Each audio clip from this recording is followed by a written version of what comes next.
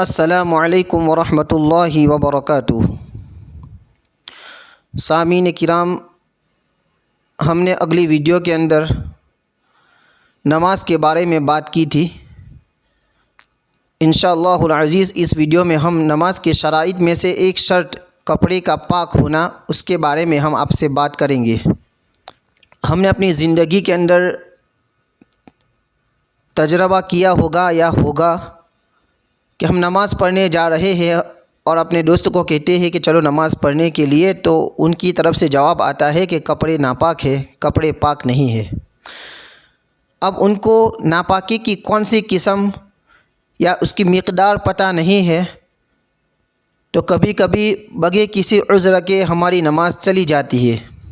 اس لیے ہم اس ویڈیو کے اندر ناپاکی کی کتنی قسمیں ہیں اور اس کا کیا حکم ہے اور اس کی کیا مقدار ہے، ہم انشاءاللہ آپ کو بتائیں گے۔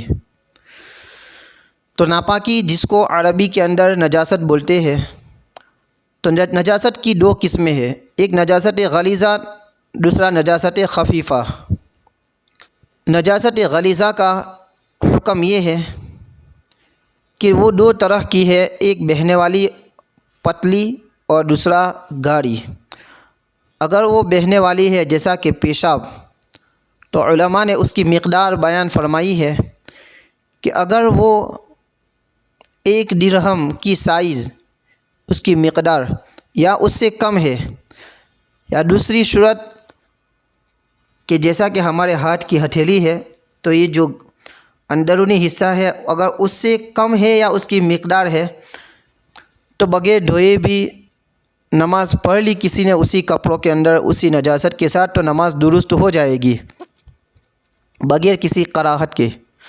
اور اگر اس کو علم ہوا کہ اس کو یہ ناپاکی لگی ہے اور اسی کے ساتھ ساتھ وہ پیدر پہ نماز پڑھتا رہے علم ہونے کے باوجود، تو وہ نماز تو ہو جائے گی لیکن مکروہ ہوگی اور برا سمجھا جائے گا۔ اور اگر 1 درہم سے زیادہ ہے، اس کی مقدار سے زیادہ ہے، تو کسی بھی حالت میں وہ پاک نہیں سمجھا جائے گا، اس کو دھوئے بغیر نماز درست نہیں ہوگی۔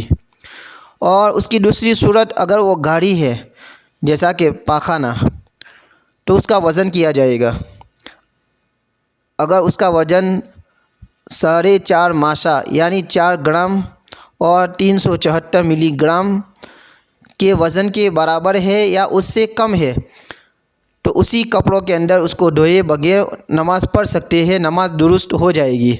اور اگر اس کو علم ہوا کہ اس کے کپڑوں کے اوپر نجاست لگی ہے اور اسی علم کے باوجود اس کپڑوں کے اندر وہ نماز پڑھتا رہے گا، تو نماز درست ہو جائے گی لیکن کراہت کے ساتھ، یعنی مکروہ ہوگی اور اس کو برا سمجھا جائے گا۔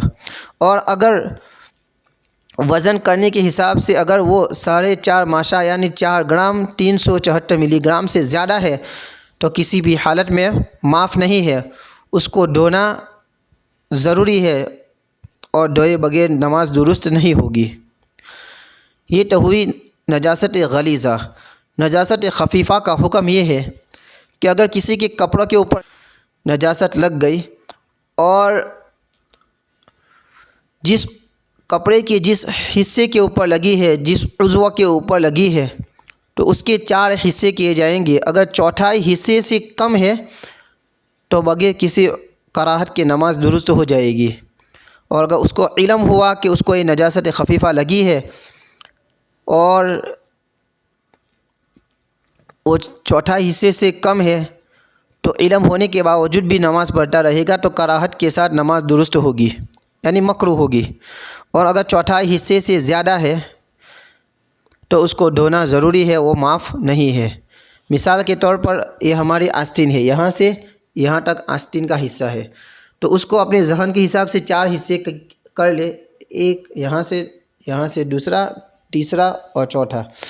اگر نجاست یہاں سے یہاں تک لگی ہے تو معاف ہے، اور اگر اس سے زیادہ ہے، مثال کے طور پر یہاں سے یہاں تک لگی ہے، تو وہ کسی بھی حالت میں وہ معاف نہیں ہے، اس کو دھونا ضروری ہے۔ السلام علیکم ورحمۃ اللہ وبرکاتہ۔